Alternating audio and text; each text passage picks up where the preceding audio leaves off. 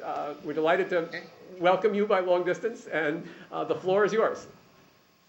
Okay, thank you very much, Jim, and sorry for not being there in person. You know, I've had some traveling difficulties yesterday trying to get to Boston, but it's really amazing that people at MIT and here at the European Institute managed to get this working on short notice. So, Mark, thank you very much. And Clayton at MIT, thanks a lot. When I was a student at MIT, we used to shout "LSC sucks," whenever the technology was failing during the sort of the evening movie stuff for the students. But you definitely rock instead. So thanks a lot for that. What I'm going to try to do in this lecture is survey some of the recent results that pertain to estimating continuous time models using likelihood methods. So it's necessarily a small and self-contained topic, and I'm not going to make any attempts at completeness of coverage. I'm not going to talk about every possible estimation method, nor even within the likelihood context will I try to cover every possible method. For example, I will not talk about simulation-based methods, except for mentioning them, but there's a wide variety of methods. I will also put most of the emphasis on frequentist methods, leaving aside then the very important class of Bayesian inference techniques for those models. So I will give you sort of a survey of sort of one subset of the work that exists there that is based on doing closed form likelihood inference for those models, including diffusions with jumps, and sort of the related models. So where do we start? Like most of asset pricing, what I'm going to talk about starts with work that Merton did in the 1970s. So I'm going to go to slide number 2 now. That work really, of course, made continuous time modeling one of the main tools that we use in asset pricing.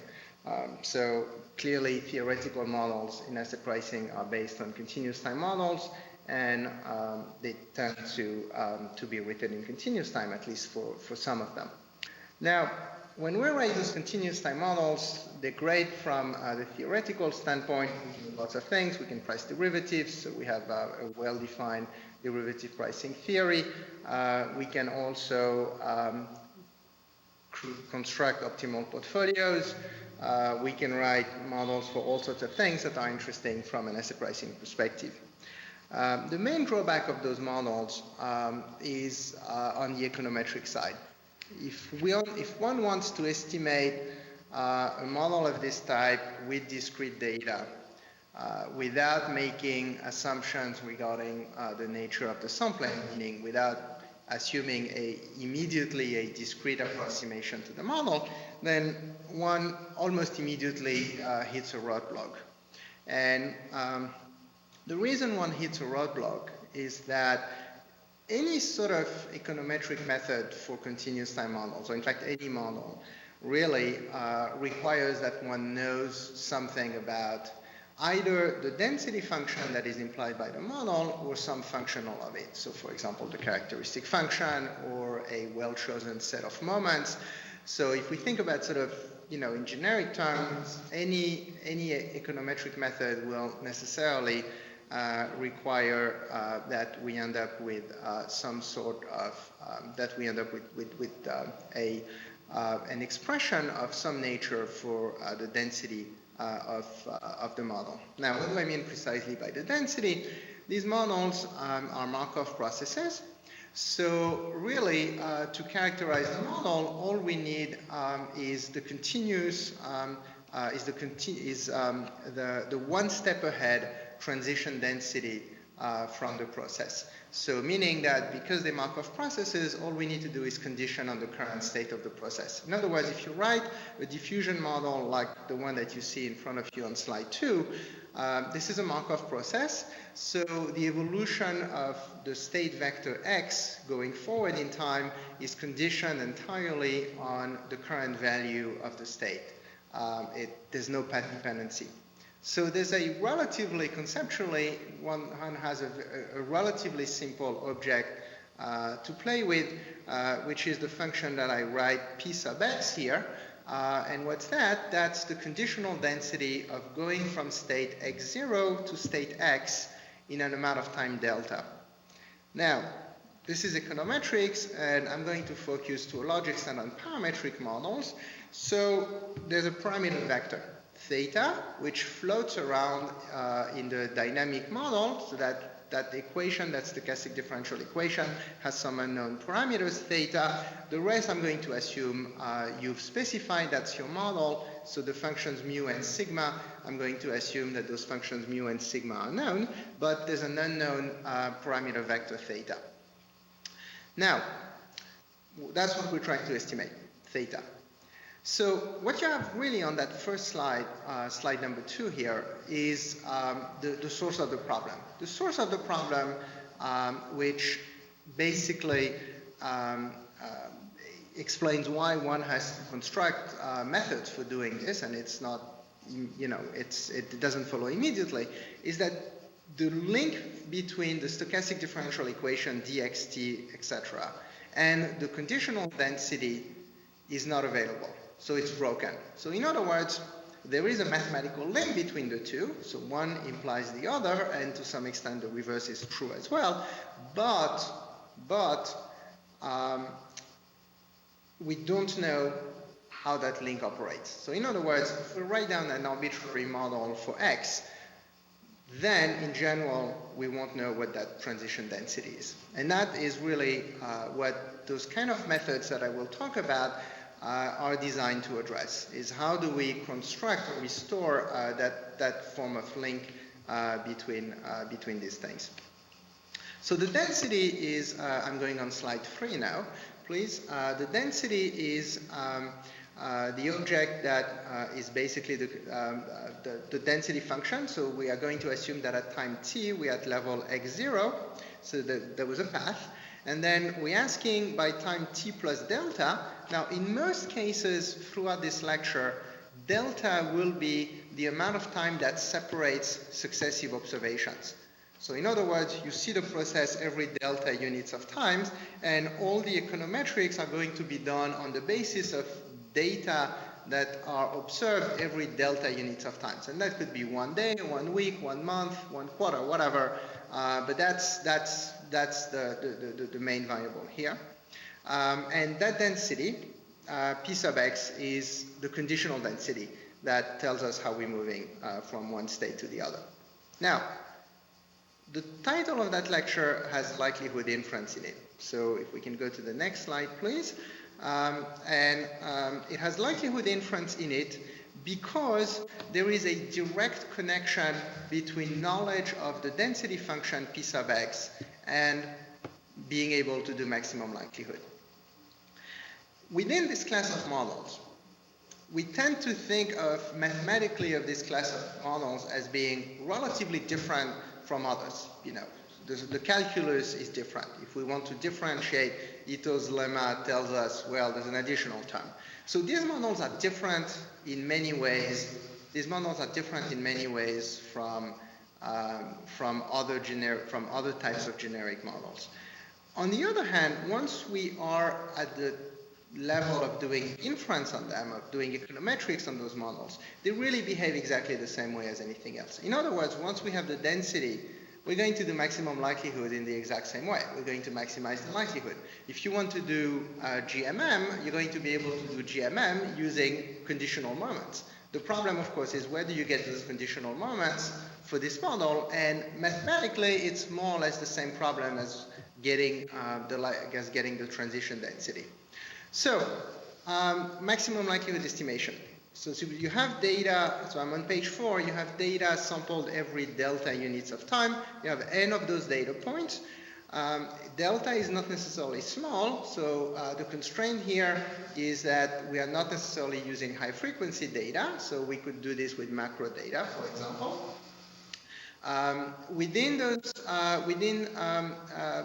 data, we might have random times, as long as the randomness is not connected to the underlying price process. If you think of x as being a price, or whatever x is the state variable of interest, as long as the randomness in the sample, to the extent that the sampling mechanism is random, is not connected to x. So to make it simple, let's suppose they are two independent, they are independent, then things work more or less the same if you have random times. When you run into problems is if the random times are informative about x. One way for this to happen, for example, might be if the grandeur cause the x process, which for financial data, especially at high frequency, might be something one might think is a legitimate concern to have. In any event, the form of the likelihood function is actually quite simple and quite directly linked to the function p sub x. So if we go to the next slide, please. The reason being that if we use Bayes rules and the Markov property, if you write down what is the probability when the parameter vector is theta that you will observe the set of data from x0 to xn delta, well, you can condition and use Bayes rules. So condition on, take the last observation, condition on all the previous ones, and then multiply by the joint observations of all the previous ones. And then, because this is a Markov process, we have the second equality, which says that the first conditional probability is in fact simply equal to the conditional probability using one step ahead transitions. And that is simply because in the Markov process, again, given the present, the past is irrelevant. So we do this, we repeat this, we multiply this, and what we end up with is a likelihood function that is the product of all those probability conditional, one step ahead conditional probability densities. Time, of course, at the end, the density of the first observation. So that is well known, that's a very, very simple calculation. And if we know the function p sub x, then we can maximize the likelihood, or equivalently the log likelihood. If I go on page 6 now, please. So on page 6, we look at the log likelihood. If we ignore the initial observations, which asymptotically we can always do, because it's asymptotically irrelevant. If you have n observations and just a single initial observations, the statistical weight of the first observation washes out when you go asymptotics on n, so you can ignore the initial observation. So you are left with maximizing over theta the sum of the logs of the p function, the transition density, the function p sub x. So this would be very straightforward, except that, of course, for most models of interest, we don't know p sub x in closed form. So that's where things stop. So what do we do? Well, one option is to look, if we go on the next page, please, page 7, one option is to look at the few models, which of course are extremely important in finance because we happen to be able to do lots of calculations with them on the theoretical side. If we look at the celebrated models in finance, which are basically the Black-Scholes model, I mean in continuous time asset pricing, that's what I mean by celebrated models here. If you look at the Black-Scholes model, the Vasicek interest rate model, or the Cox-Ingersoll and Ross model, they are basically effectively the three models for which we are able to find the function p sub x in closed form. So if you look at the geometric Brownian motion, for example, where beta and sigma are constant parameters, then that is going to imply log normal transition densities, as is well known. And the Orstein-Uhlenbeck process with mean reversion in the drift and constant volatility, that model would imply Gaussian transition densities. And finally, Fellow's square root process, which is used in the CIR model, would imply non-central chi-squared transition densities. So why is it important to know the transition density for these models? Well, statistical inference is what I'm going to talk about, but of course from the asset pricing point of view, knowing the transition density opens the door to all sorts of applications. For example, if you imagine that those models are written in their risk-neutral version, for example, for the Black-Scholes model, so you think of sort of beta as being the risk-neutral drift, in this case simply the risk-free rate minus the dividend yield of the asset, then knowledge of the transition density allows us to price derivatives because we can simply integrate the payoff of the option against the risk-neutral density, and if we know the risk-neutral density that corresponds to the model, then we have closed-form derivative pricing effectively, and that's how we get the Black-Scholes formula, or at least that's one of the many ways of getting the Black-Scholes formula. So the reason we get closed-form option prices in the Black-Scholes case or closed-form bond prices in the Vasicek and CIR cases is because we get effectively those densities in closed form. Now, for many other models that are relevant, for example, for interest rates, the transition function is unknown. So these are what you have on page 8 now, please, is an example of some models that have been proposed in the literature for interest rates, including, for example, the Affine models, and in the general case, or the CEV model that is often known as the CKLS model, that's the third model on page 8. On that model, we don't know what the transition density is.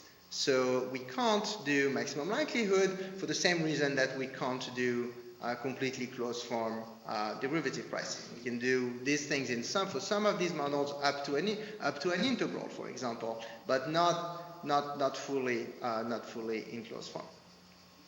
So what I'm going to do, and if we go to page 9, is I'm going now to survey some of the developments of those closed form likelihood expansions that I have been involved with that can be easily implemented in MATLAB. There's a MATLAB library that's available for doing these things. If we go to page 10, please. And in particular, I'm going to talk about a variety of extensions of the work. Some of the extensions involve doing this in the multivariate case, which is particularly important for applications in asset pricing, in models where one may have multiple explanatory factors, or for term structure models with multiple yields or multiple factors. Most term structure models that are employed these days tend to be multi-factor, or of course for stochastic volatility or stochastic mean reversion models. So I will talk about what happens in the general multivariate diffusive case. Now, I will talk also about other extensions that have been developed over the years. If we go to page 11, please. Those other extensions involve models that are time inhomogeneous. So those are models where one has time as an explicit variable, so the drift changes through time, or the sigma function changes through time in a way that makes basically the model time inhomogeneous. There are interest rate models of this type, for example, that are often used in practice when people are interested in giving rise to a model that can be calibrated in real time to, say, the yield curve or some form of bond volatility curve, for example, the cap curve, or simply the bond yield volatility curve. So time inhomogeneous models are quite often used in that context. An important extension concerns models that allow for jumps. So unlike the diffusions that I started with, those are models where you may have either pure jumps or you may have a diffusive case plus jumps, and being able to do closed form inference, closed form likelihood inference for those models is important. In a Bayesian setting, those methods have been proved to be useful as well if and in particular, there has been work involved in how to sample from a model like this using the transition density, as opposed to sampling from the model using a discretization of the process. And that is important when one, for example, uses MCMC type of methods. And I've listed a couple of references there. Damped diffusions, finally, concern situations where the process has very specific boundary behavior, which are not covered by typical expansions. So if we go to page 12 now, I will mention that while I will focus on likelihood inference, basically the method as it is also applicable to other estimation strategies. So you're not tied to maximum likelihood. If for some reason you want to do something other than maximum likelihood, for any method that requires an expression for the transition density.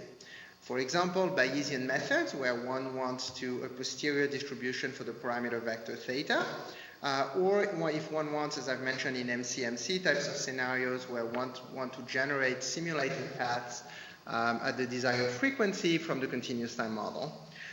Or in methods such as EMM, indirect inference, or simulated efficient method of moments, if one wants an auxiliary model that is simpler than the model that one is interested in estimating, then one can basically write down an auxiliary model and get directly its transition density. So you may have, for instance, a very complicated model with latent variables and jumps, but you may use an auxiliary model that is considerably simpler and has a simpler density function. Now, other methods that are not directly related to econometrics, but rather to financial applications, such as option pricing, also require the transition density. If you write down the equation for the state variable, not under the physical probability measure, but under the risk neutral measure, then again, knowledge of the transition density of the risk neutral, that corresponds to the risk neutral stochastic differential equation, allows us to price derivative.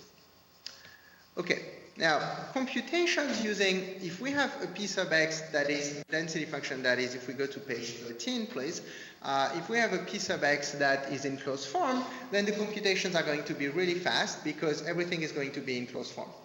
Now, if we compare this to alternative way of getting an expression for P sub x, there are basically three main alternatives way of doing this. The first one consists in solving numerically the partial differential equation, which is known as the Fokker-Planck-Kolmogorov equation, that P sub x must solve. So P sub x, the density function, solves a PDE whose coefficients are functions of the functions mu and sigma. And their derivatives. And that, of course, can be solved numerically, and Andy Lowe proposed to do this some time ago. And if one wants to solve for one function P sub x, it's a perfectly feasible method. One can very easily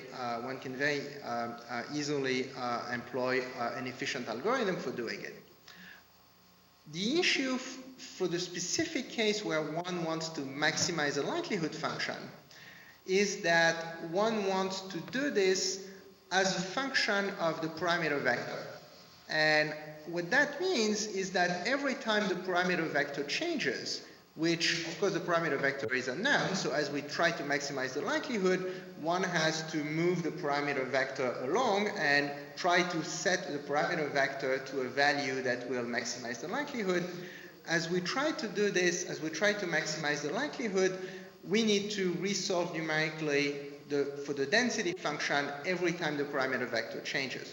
We also need to do this for each value of the state variables that are in the sample. And you may have 2, 3, 4,000 observations. So for each conditioning value, one needs to get the right likelihood function and each value of the parameter vector. So if you are in a situation where the model is unknown to the extent that you don't know the value of the parameter vector, then this can actually be quite computationally expensive to implement. The second class of methods that is available to get to the transition density involves simulating paths from the model and then effectively Monte Carlo integrating that density function.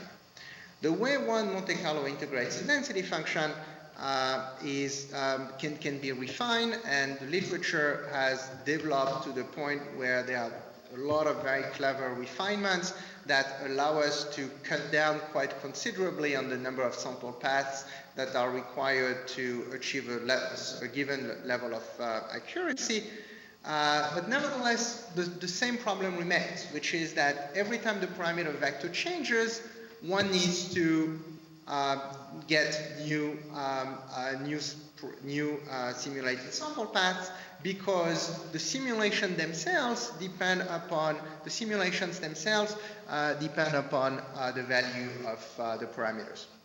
As a result, this can also be expensive if we are in the context where one tries to maximize the likelihood with unknown parameter vectors. Finally, one can do binomial or some other three types of approximations, trinomial, for example, where basically one approximates the dynamics of the model. In fact, since the work of Ross in the 70s and as well as Cox and Ross, we have and Rubinstein, we have effectively convergence results that allow us to basically get to an approximation technique that would say that as the number of steps in the tree increase and the sample size increases, one can basically get convergence to the true transition density. Problem again is the same, and the problem is that as the number of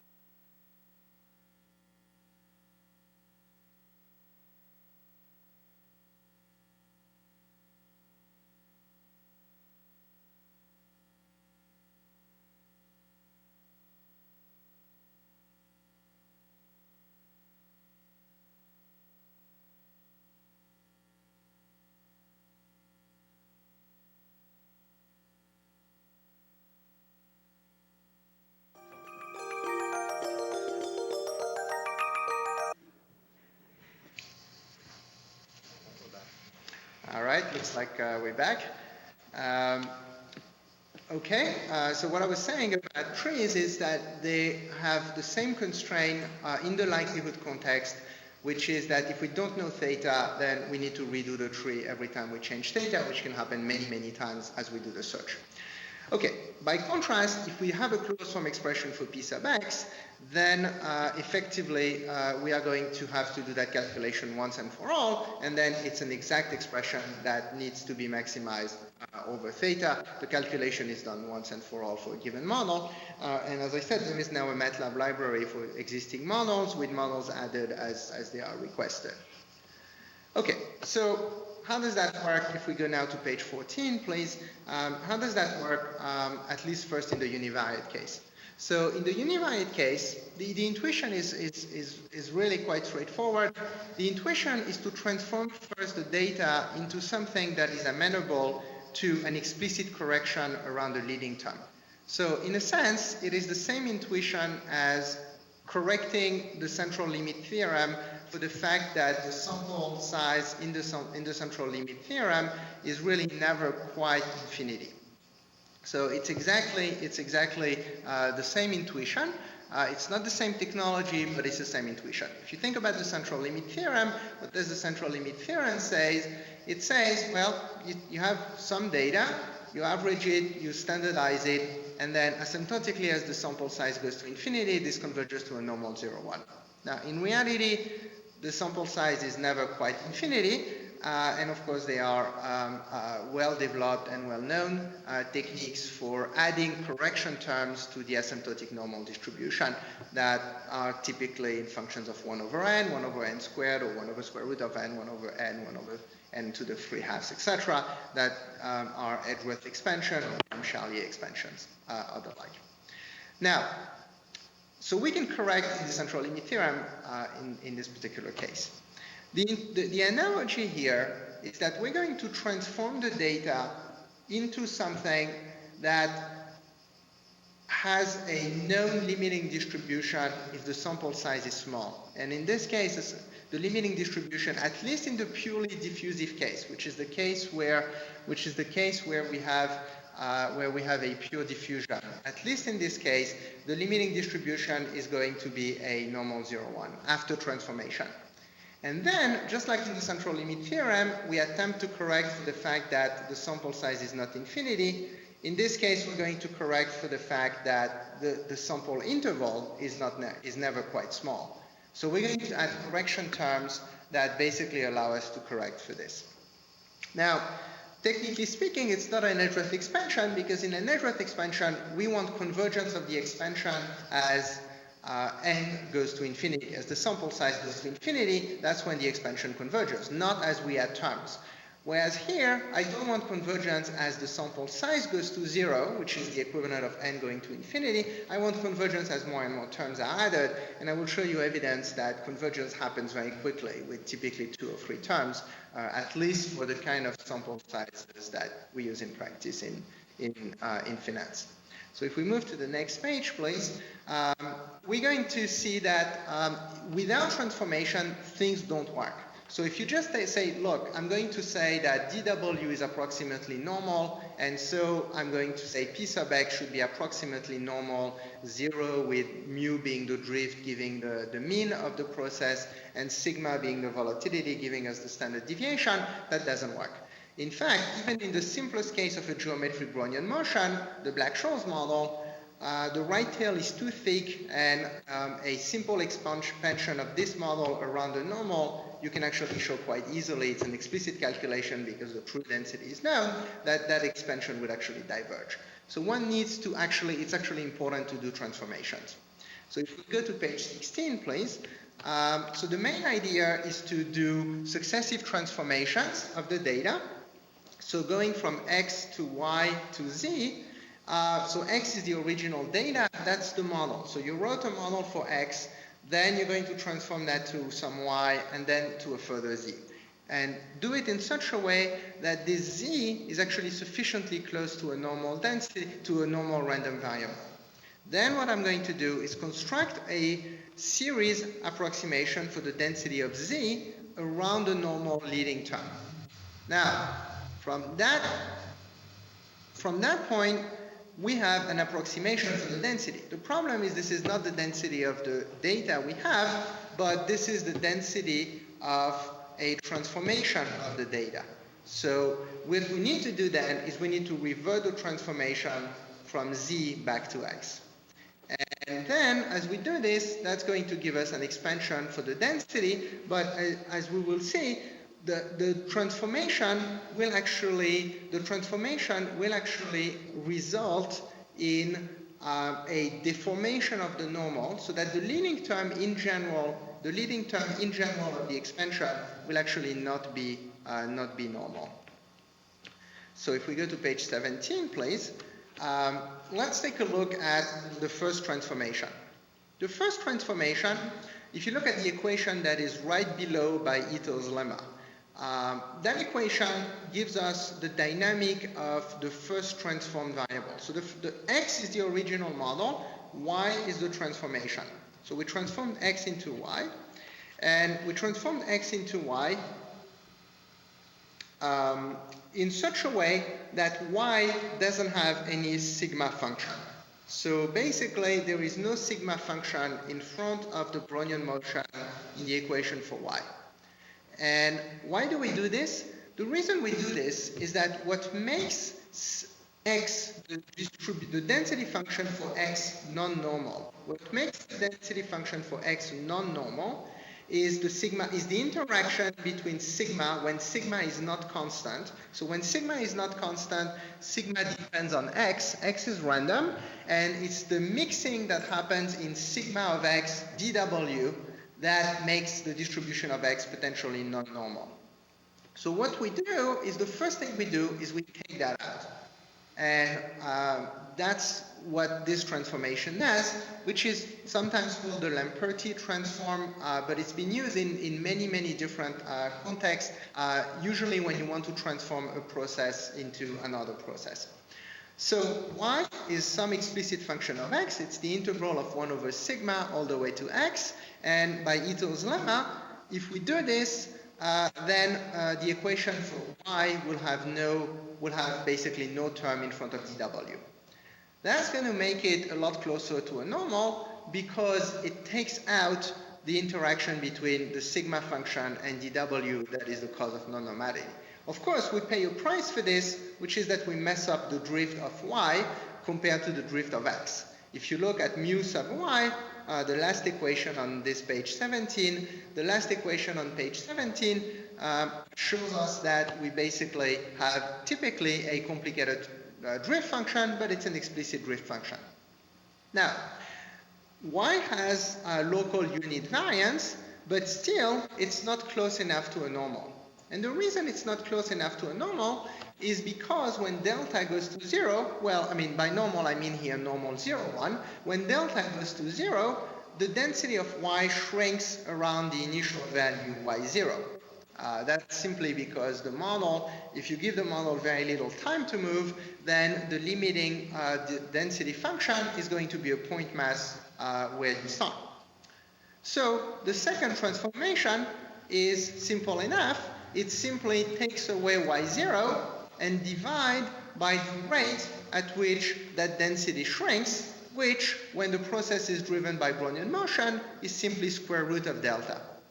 So what I do now is I do what one might think of as a standardized version of y, where you take y and you standardize it by subtracting what you think is the starting point, y0, and divide by square root of delta. Now, I'm not going to require that delta goes to 0. If you are willing to assume that delta goes to 0, then the distribution of n of z will converge to that of a normal 0, 1.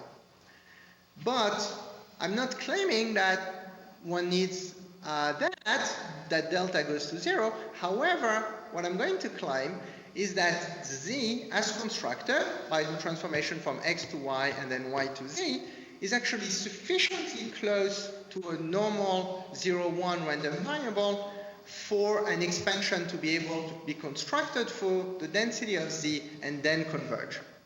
So that's now what I'm going to do. If we go to page 19, please. If we go to page 19, what I'm going to do is I'm going to construct an expansion for the density of z that is around a normal 0, 1. Now, if you have a normal 0, 1, the natural expansion to construct is one that uses orthogonal polynomials for the normal 0, 1 density. And those are called Hermite polynomials. So they are the hj functions that you see up on the first equation on that slide.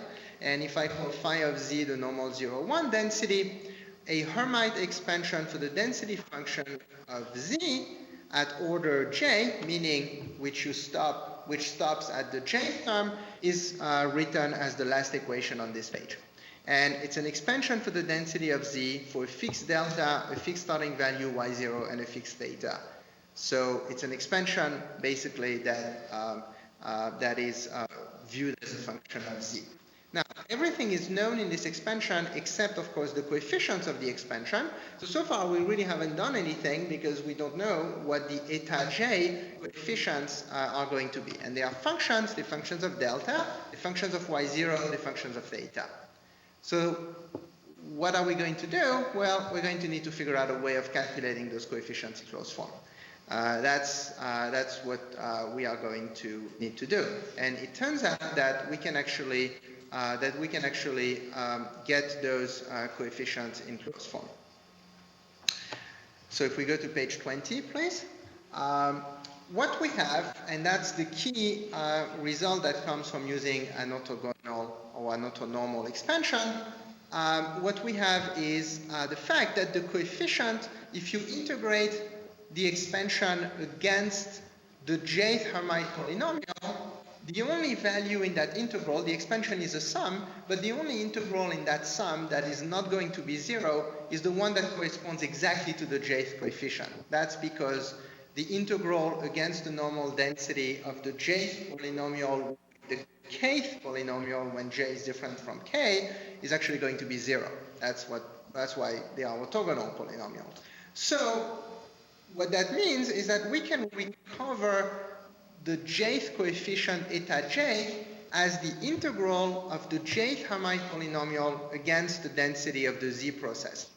Now this is the transition density of the z process, and what that means is that this is simply the conditional expectation of the jth Hermite polynomial taken with respect to the law of the z process. And this is the key thing that makes it possible to compute these coefficients explicitly, which we will be doing in a moment. So for now, let's just assume that we can get those coefficients eta j explicitly for a moment. And what I'm trying to do here is sort of convey how this is constructed.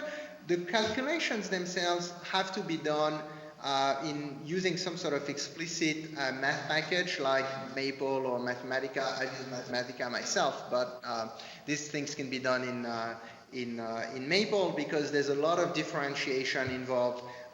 If you start with sort of these are polynomials, you go to the 4th, 5th, 5th, 6th polynomials, there are powers, we need to take integrals. It's a lot better to do them with something like Mathematica, as you will see once we get to some of the expressions. So let's go to page 21, please. Now, let's assume for now that we have obtained the expansion for pz at some order j, where j is the control that will control the number of terms in the expansion. So suppose we've gotten that far. Now what do we do? Well, that's the density for z.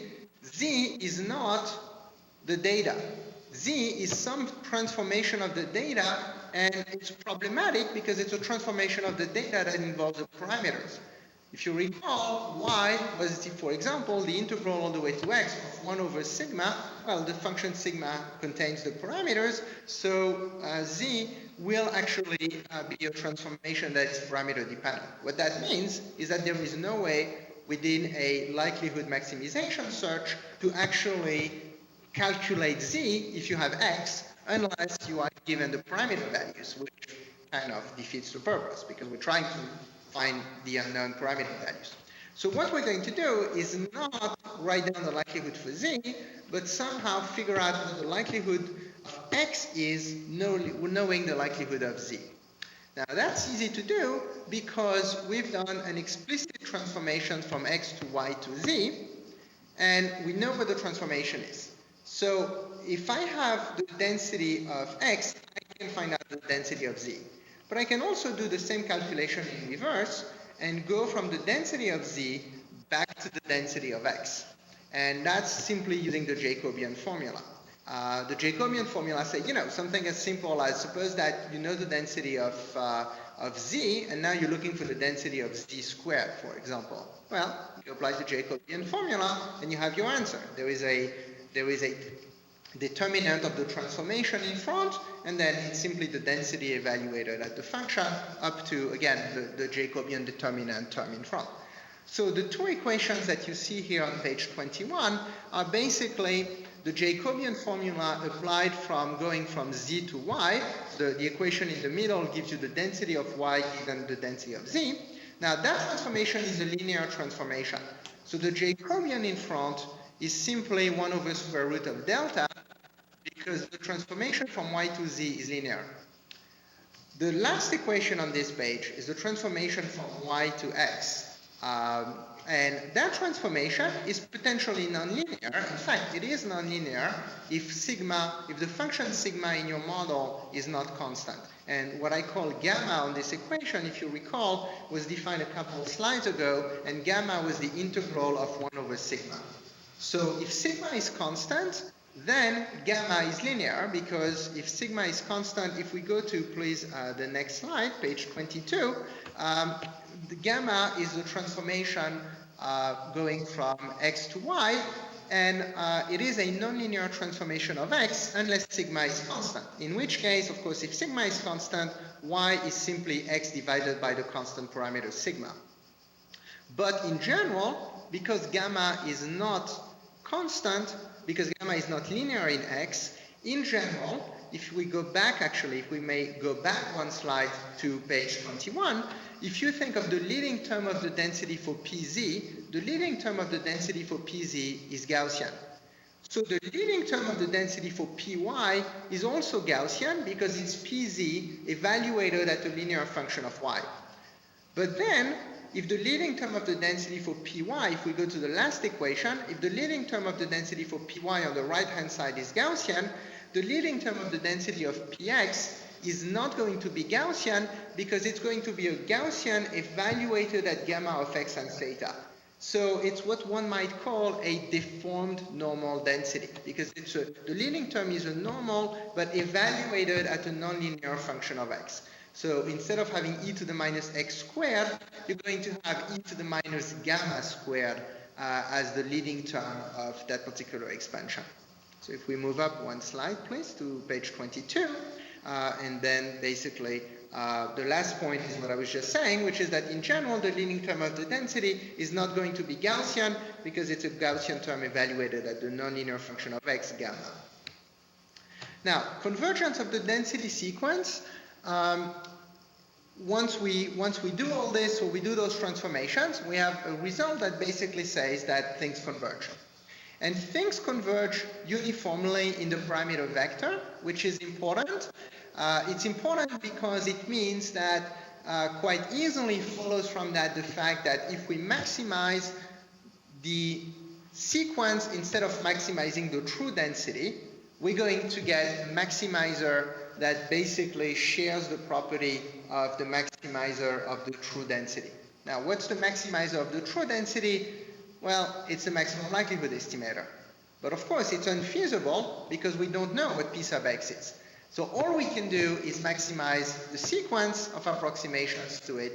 But because because the objective function converge, basically all that this says is because the objective function converges to the true objective function, the maximizer of the approximate objective function will also converge to the maximizer of the objective function, which is the maximum likelihood estimator. So what we get is the result that is on page 24, which is that maximizing the approximate likelihood function results in an estimator which is going to converge to the exact MLE, and it's going to inherit all its asymptotic properties if we choose a sequence of approximations well, so we can just basically increase the number of terms as the sample size increases. And what we're going to end up with, if we go to the next page, is, or actually let's just stick on that page 24 for a second, we're going to obtain an estimator that inherits all the asymptotic properties of maximum likelihood. Now, what are the asymptotic properties of maximum likelihood? Well, now, once we have the likelihood function, we can forget about the underlying continuous time model. I mean, this is now a discrete time model for the data that are right in front of you in that equation, xi delta. So what we have is we have effectively a discrete time model. What we have is its likelihood function. We're maximizing it. It's a standard time series model. And we're going to get standard asymptotic distributions. Of course, standard if the model is stationary, non-standard if the model is non-stationary, for example, has a unit root, or in fact is explosive, which can easily happen with those type of continuous time models. So but at that point, we basically have the same implications as we would in a regular model. So in particular, we're going to have the Cramer-Rao lower bound, which says that this estimator is effectively the one with the lowest possible asymptotic variance. Now, if we go to the next page, page 25th, an important caveat is that if we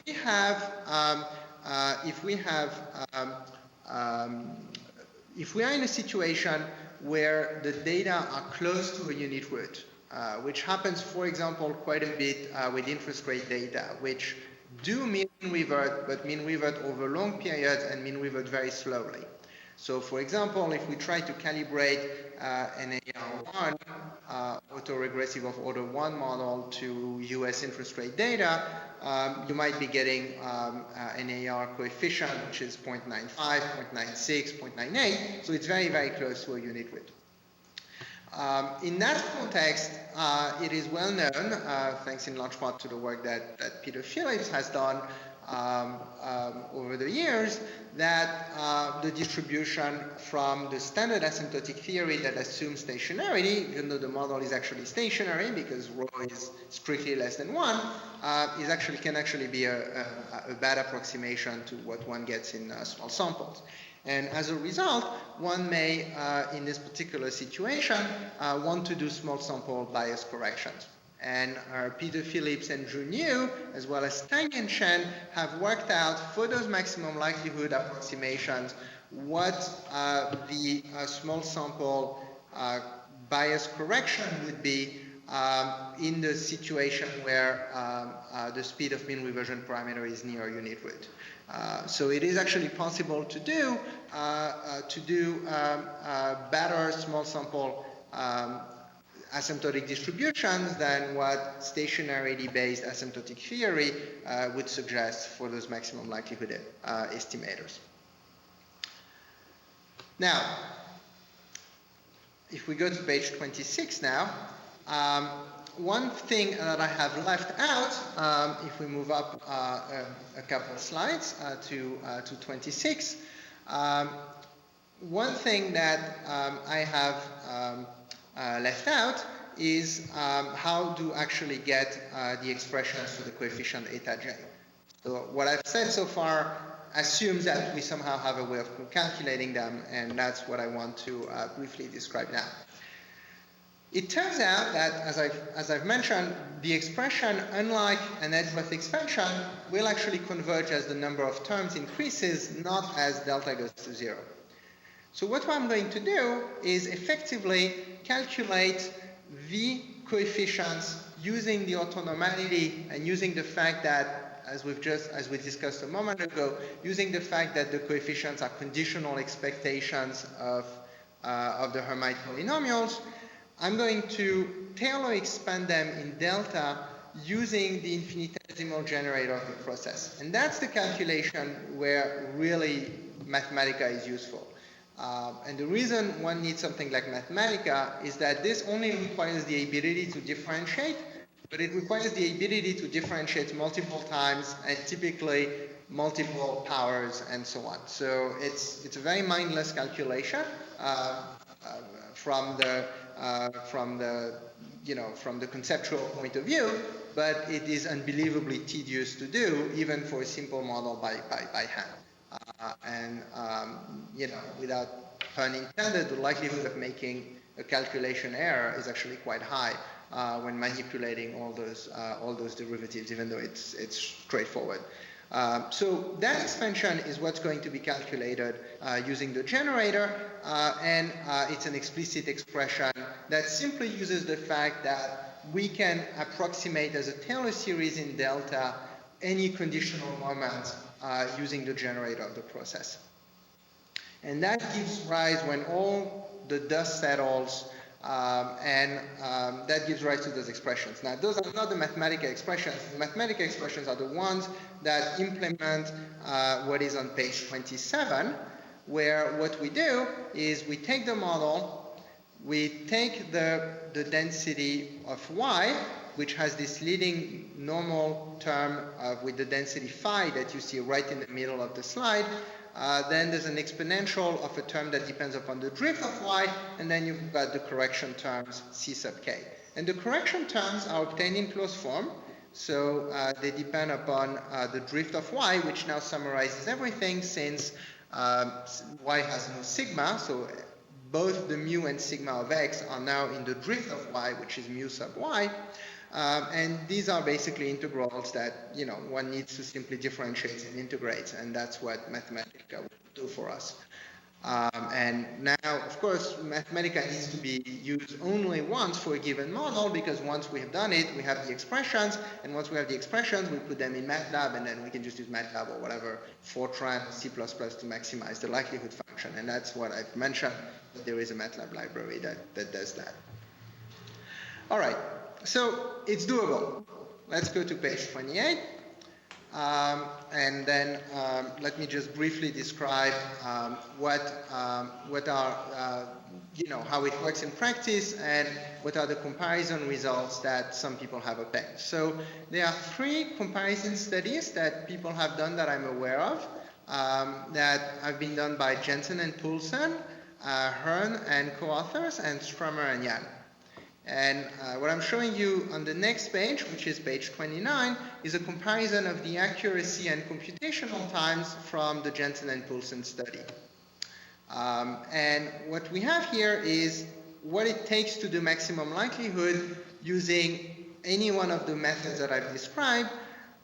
So the 3 methods that I've described, plus the Euler approximation. The Euler approximation basically takes the x process and says, look, dx equals mu dt plus sigma dw, that is approximately a normal density function with mean mu delta and variance sigma squared delta.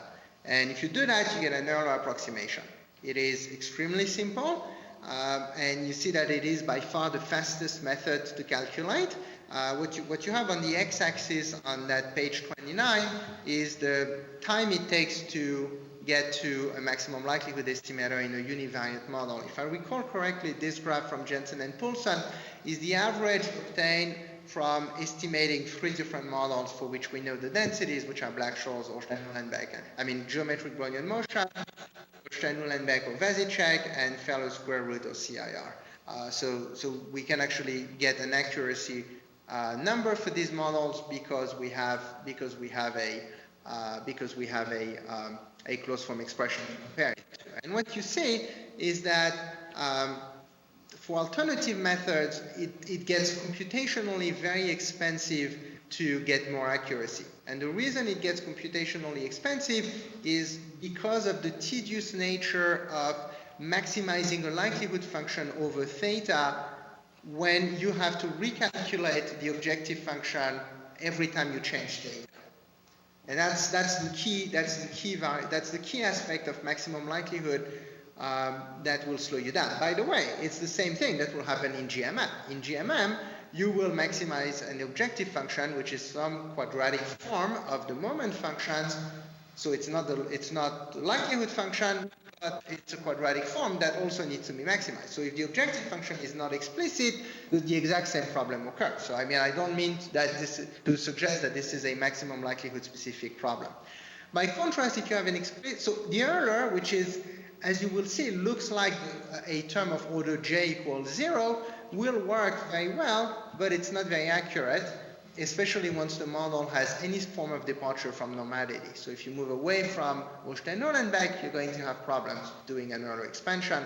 If you look at the tails from the Black-Scholes model, for example, there's a very fat right tail in a geometric motion, for instance. By contrast here, if we just go with 3 terms, we get something that's actually really accurate. And again, that's the Jensen and Poulsen study. I suppose perhaps we should take a break now before we look at examples and then look at the multivariate case and look at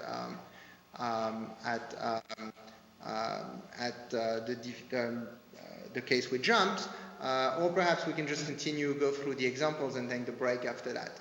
Would you just tell me if it's a good idea to take a break now or maybe go on for another 15 minutes before the break? Yes? Go ahead for 15. Another 15? Okay. Yes? Okay, all right. Okay, so let's take a look at a few examples and see what the densities look like. I'm going to try to get you examples that are not the standard ones, so that one can actually see this happening in different cases. So yes, we're now on page 30. So that is actually a standard example in that it is an Uhlenbeck process. So one has a normal density function, and this is simply illustrating as the number of terms in delta. Now this is the order of approximation k. This is the maximum absolute error one makes. And as one adds terms, you see that sort of the density converges very, very quickly to the true answer.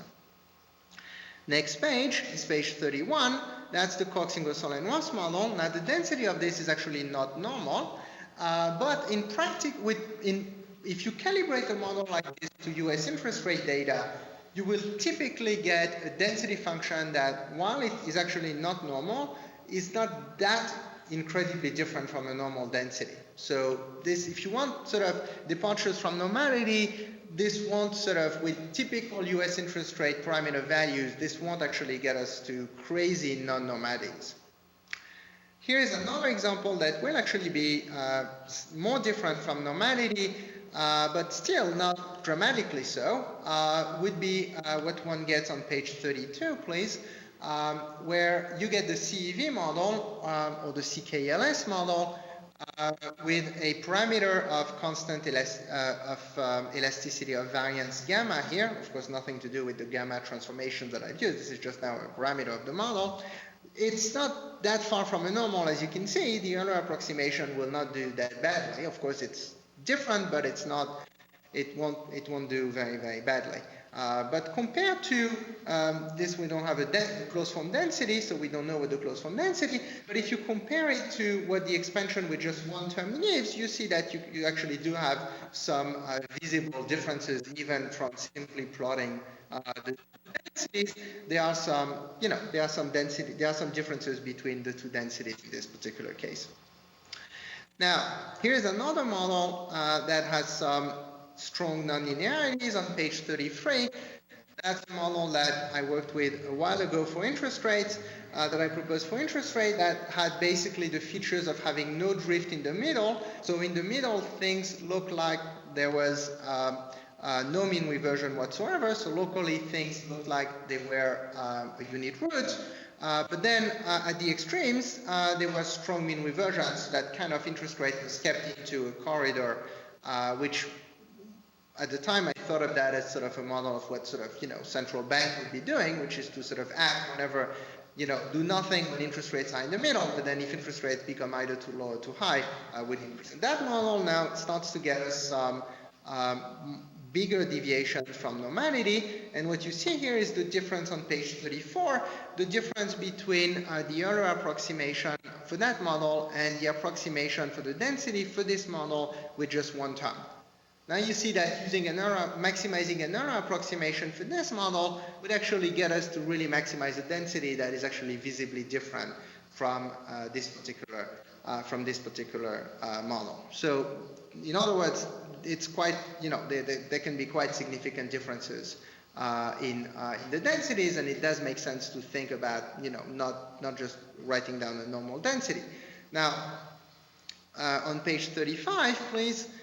Now, what I have here is a model that isn't really used in finance, but that has some application in the physical sciences. It's called the double well model, and it's a model where there is no volatility structure. So I'm on page 35, but there's a drift, which is alpha x minus some other parameter x cubed. So the drift looks like this. It's a third order polynomial, obviously. You have alpha 3 positive, alpha 1 positive, so it looks like this. Now, what do you notice? If you look at the drift function, you notice that the drift function crosses the horizontal axis 3 times. It crosses the horizontal axis at -1, at 0, and at +1. And it crosses the horizontal axis with a negative derivative at -1 and +1, and a positive derivative at 0. What does that mean? So let's suppose you start at -1. If you start at -1, if your x0, your starting value, if your starting value is at -1, you start there, and then the Brownian motion, of course, an instant later, the Brownian motion moves, and so the Brownian motion will get you away from -1. Well, in a model like this, if you go up, if the Brownian motion makes you go up from -1, you're going to be in the territory where the drift is negative. So the drift is going to pull you back towards -1, which means that locally near -1, you have mean reversion. Because if you start at -1 and now the Brownian motion makes you go below -1, the drift is positive there. And since the drift is positive there, that's going to push you back up towards -1. So you have locally, because the derivative when the drift crosses -1 is negative, locally, for this model, locally, you have mean reversion around -1. which means that -1 is a stable equilibrium. If you start at -1, the process is going to start spending some time near -1 because it's going to be relatively hard to escape from -1. On +1, exactly the same thing. If you start at +1, you go up, the drift is negative, you pull back towards +1. You go down at +1, the drift is positive, you're being pulled up towards +1. So +1 is again stable. By contrast, 0 is unstable. If you start at 0, the Brownian motion makes you move above 0. The drift is positive above 0. When x is above 0, the drift is positive, so you move away from 0.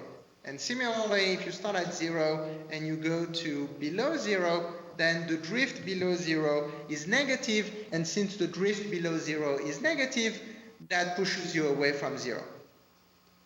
Page 36, please. If we go to page 36, what does that imply? That implies the following stationary density for this model. This model has a stationary density that has this shape. So the stationary density, by the way, because of the local time formula, is linked to the occupational time formula, is actually linked to the amount of time that you should expect the process to spend near each value. Since it's a stationary model, the stationary density will tell you on average how much time you should expect the process to spend near each value. And what you see here is that the process is going, you have modes of the two modes in that density near -1 and +1, and you have a trough sort of near 0. So the process tends to spend more time near -1 and +1 and less time near 0. Now that's the long-term density value. The transition values, the transition densities, which is the one, so this is the unconditional density. The conditional density, let's take a look at page 37, please. If you look at the conditional density, let's take a look at what happens if we condition to starting the process at value 0. If you condition the process to start at value 0, you are conditioning the process to start at a value which is unstable. So the process will want to move away from that. And if you look at the density that you're getting for this model, it's the solid curve on page 37, it looks like a normal density, except that you took a hammer at 0 and pushed the mass away to the two sides. So it's like you take a normal density, you push on the mode, push down on the mode, and then push the mass away to the side because the process doesn't want to stay near 0. So that's a density that's very far from normal. And the Euler approximation of this is what the dashed line is. That would be approximating this model with a normal density, and it wouldn't capture that particular effect of sort of the hammer on top of 0. If now we condition, and let's go please to page 38. If now we condition on starting at say 0.5, which is right in between 0, the unstable equilibrium, and +1, the stable equilibrium, then we're going to have a very strong skew in the density. Because if you start at 0.5, the drift is positive there, and since the drift is positive, the process actually wants to move to the right. And this is what the conditional density tells us. The conditional density has this very strong skew with the mode of the distribution tilted to the right. Now, the Euler approximation is actually by definition symmetric, but it's symmetric, but the mean is tilted to the right. Now, the mean is tilted to the right because the mean of the Euler approximation is the drift. And the drift of the model locally is positive at 0.5, so the mean is shifted to the right, but it's symmetric, whereas you see that sort of the expansion gives you something that looks actually much more like a skewed density and doesn't just do a tilt of the mean. If now we go to page 39, please, and I will stop here right before getting into multivariate expansions and then the case with jumps and then some other applications of those methods for conditional densities.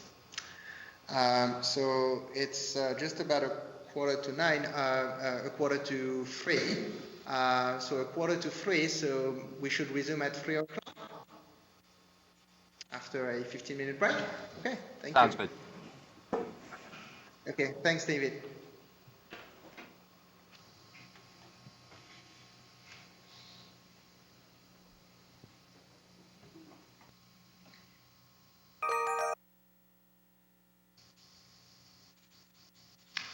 Now, are you back? You see me again? Yes, we see you again. Okay. Okay, good. All right. Thank you. The bottom line from the applications perspective is that we can still calculate expansions in closed form for arbitrary multivariate models. So we won't have any problems with those, but the theory involved in sort of getting them depends upon two cases. There's one case, which is what I will call the reducible case in a moment, where things work pretty much exactly as in the univariate case. Just like, when we do a multivariate extension of something, it involves replacing, things by matrices, one over something by matrix inverse, those sort of things, okay? And in the reducible form, in the reducible case, that is more or less what happens. The second case, which is the irreducible case, is slightly more involved in that, as you will see, in the irreducible case, things are a bit more complicated. Now, if you look at the univariate case, every univariate diffusion could be transformed into one with unit diffusion. So in the univariate case, the way the expansion was constructed was we went from x to y, and we went from x to y, and what we did for y was we created y so that it would have a 1 in front of dw and not a sigma function. And then we did that so that the density could be approximated around a normal 0, 1. Now, this is no longer the case for multivariate diffusions. So if you have a multivariate diffusion, it no longer is the case that you can automatically transform a process X into a process Y with unit diffusions. There are lots of models for X for which this can't be done. And what I'm going to talk about diffusion for which this is possible, and those are the ones that are going to be called reducible. So the reducible ones are really, so in this case, reducible is really reducible to unit diffusions. And the reducible ones are really the ones for which it's possible to do the same thing as in the univariate case, and effectively that means we're going to get a Taylor series in delta. In the case of the irreducible diffusions, you have to do a further expansion step, and this time you have to expand the coefficients into not just delta, but also x around x0.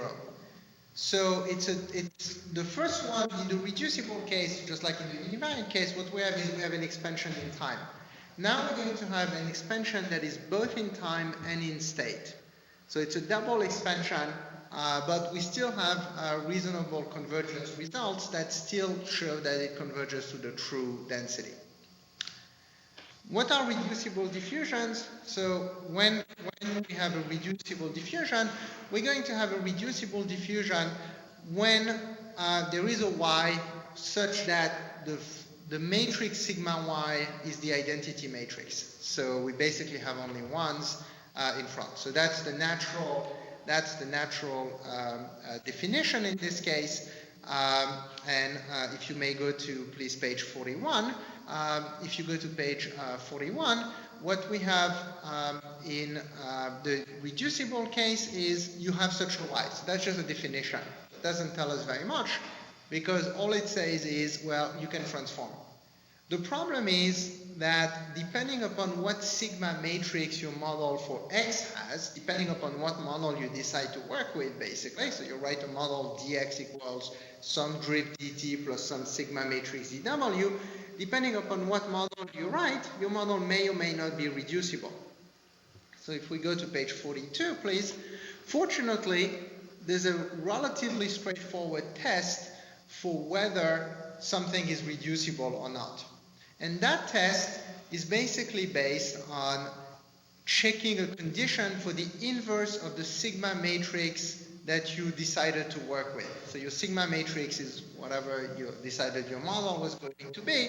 The inverse of that is sigma minus 1, and there is a condition on the derivatives of the inverse sigma matrix that needs to be satisfied if the process is to be reducible. Basically, reducibility means that you can tilt the axis of the process X in such a way you need to compress one, expand another in such a way that you end up with an identity matrix. And it can be done or it cannot be done depending upon whether that condition on the sigma matrix is satisfied. So this can be checked for your model of interest. It's a condition. It's what it is. We check it, we see. And then we have two situations. The model is reducible and the model is not. Let's go to page 43, please. And on page 43, I'm going to show you an example, which is quite simple, which is the case where we have a diagonal system. If you have a diagonal system, that means that there are no off-diagonal terms in the sigma matrix, and that means that the inverse of the sigma matrix is simply putting 1 over each diagonal term on the diagonal. Because you multiply that by the sigma matrix, you get the identity by construction. Now, the condition says, if we now go back to page 42 for just a moment, if we go back to page 42, the condition says, if you now apply the condition only to the diagonal term, so you set I equals j on the left-hand side, the condition says the derivative of the inverse of the diagonal term with respect to any other k is equal to 0. That's because if k is different from I, there is no sigma I k minus 1. So that has to be 0. So the derivative of the inverse of sigma I with respect to any variable other than I, under the ith variable, has to be 0. Which means that each diagonal term in the sigma matrix must depend only upon its own variable. Now, immediately you see that this will rule out stochastic volatility models, for example. Because in a stochastic volatility model, if you make it diagonal, so you exclude any leverage effect, so there are no cross terms in the sigma matrix, if you take a stochastic volatility model, then by definition, the volatility of, say, the first variable is a function of the second variable. If the second variable is stochastic volatility and the first variable is, say, the asset price, then the volatility sigma 1, 1 depends upon x2. That's the definition of the stochastic volatility model. So in that case, we are basically ruling that out, or at least meaning that we don't have a reducible model. So for example, if you have a stochastic volatility model, if we go to page 44 now, if we jump straight to page 44, in a stochastic volatility model, on page 44, you look at that model where the volatility of, it's a diagonal system, so there's no leverage effect, and the diagonal terms depend only upon x2, which is the stochastic volatility variable, then this is not reducible. However, if you include off-diagonal terms, then it's possible to have a reducible model, because if the stochastic volatility comes from the same Brownian motion dw2 and not from dw1 and dw2. So this is all to say that some models are reducible, some models are not reducible. Now, what can you do, if we go on page 45, please, what can you do if the model is reducible? The answer is more or less exactly the same thing we did in the univariate case, with the provision that things become matrices and the like. But other than that, it's the same thing. And what we can do is what I'm writing now is I'm writing now directly, to avoid having matrices and exponential of the like, I'm writing directly the expression for the log of the density. If you want the expression for the density, you just take the exponential of that, obviously. One advantage also of expanding the log instead of expanding the density is that if you want the density for Bayesian or other sampling purposes, then by construction you will get a positive density if you take the exponential of the expansion as opposed to the expansion of the exponential. So that would actually automatically produce a positive density if that for some reason is something that is particularly relevant in an application, which it can be, of course. It's particularly when you are sampling from a density in a Bayesian setting, because you're going to sample everywhere, in particular far out in the tails. So if your density, if your expansion becomes negative there, you have a problem. It's not a problem for maximum likelihood, but it's a problem, I mean, for frequentist likelihood, inference, but it's a serious problem for Bayesian inference because you may run simulations, MCMCs for a while, and then boom, they hit a negative number and they stop. So exponentiating the expansion in this case is a good solution. So that's the form of the expansion. It's exactly the same form of the expansion as we had in the univariate case, and we simply need to calculate the coefficients. Now, I'm not going to bore you by showing you how it's done. I'm just going to give you the result, which is on page 46. It's exactly the same technology, except that it's done in the multivariate case. So the coefficients are explicit again. You see the coefficient of order -1. The reason I call this the coefficient of order -1, if we go back one slide for just a second, please, to slide 45, is that it's the coefficient of order 1 over delta. So I call this Taylor series, but it's really Taylor series including a negative power in delta. But other than that, it really is very much a Taylor series. So the coefficient of 1 over delta in the reducible case is very much a Gaussian-like coefficient. If we go now to page 46 again for a second, the coefficient of order -1, which is the first equation at the top of this page, is really basically the Euclidean norm of y minus y0, minus 1/2 of that. So it's exactly what you would get from a Gaussian term with a identity matrix. In the irreducible case, as you will see later, the Euclidean norm doesn't work anymore for this because when you can't transform to identity, the expansion will have a different form in that regard. And the rest of it, the calculation of the terms is really very much the same. You just go through the calculation. It's a recursive calculation. We need to integrate. Again, this is the kind of stuff that Mathematica does. The MATLAB library that now exists goes all the way to dimension 3, although when I mention some applications later on, there's two applications that I'm aware of that calculated those things in dimension 4. That's as far as anybody has done, as far as I can tell. But the MATLAB library has standard models in dimension 2 and 3, including, for example, all the affine models, but also non-affine models such as the Saber models and things that people have employed. Okay, so those are the terms. Now, what can we do if we go to page 47 now? What can we do in the irreducible case? Now, in the irreducible case, what we have to do is, unfortunately, more work, and that more work means not having a transformation from x to y. And the reason we don't have a transformation from x to y is, well, because it's irreducible. If we had a y, then we would be in the reducible case. So what we do is we postulate a form for the expansion that is what one would have obtained for x if a y had existed. So including an unknown Jacobian term, but also a coefficient that is a form of 1 over delta. And now what we're going to do is we're going to Taylor expand those coefficients in x around x0. Before, in the previous case, we were able to get exact expressions for those coefficients. Now, in the reducible case, all I know how to do is get Taylor expansions for those coefficients in x around x0. Now, those expansions in x around x0 must have an order of expansion for things to work asymptotically that is linked to the order of the coefficient. In other words, the order of the expansion must be in other words, what I'm trying to say here is that if you think sort of intuitively, x minus x0 is of order square root of delta. So you want to control the error you're making when you Taylor expanding in x around x0 such that the error is not any bigger than the next term in the expansion. Otherwise, it doesn't make sense to include the next term if the next term is smaller than the error you're already making in the previous term. So that's what one has to do in the double expansion.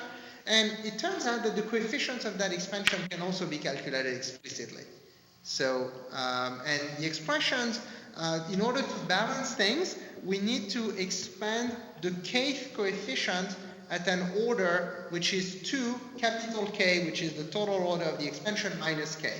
Which means that the first order coefficients get expanded at a higher degree of precision than coefficients that are further down the road. That's all it says. Now again, this is all done and the results are in MATLAB, the expressions are there. So all that this is doing is really basically saying how this is done, but it's from the perspective of an application, it doesn't really matter.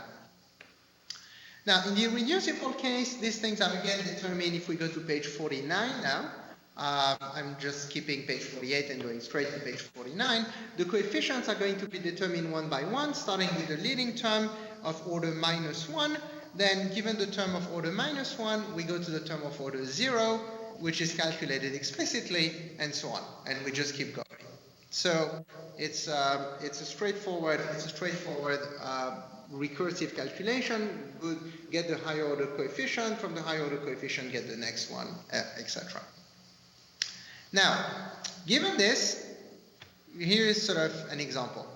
Now, that example, you might say, why am I starting on page 50 with an example which is a univariate example? The reason I'm starting with a univariate example is that even though every univariate diffusion is reducible, in some cases, you may not be able to integrate easily the function 1 over sigma. And that is the case for the model that I worked with a while ago, which had a complicated sigma function, because you want, at the time that sort of seemed to make sense. But anyway, that's a complicated sigma function, the thing in front of dw. You cannot integrate 1 over sigma, even though it exists, but you don't have a name for this function. So you can't do it. So what can you do? Well, if you can't do it, then you can treat it as if it were an irreducible diffusion and Taylor expand that univariate model in X around X0 as well. And that's one possibility.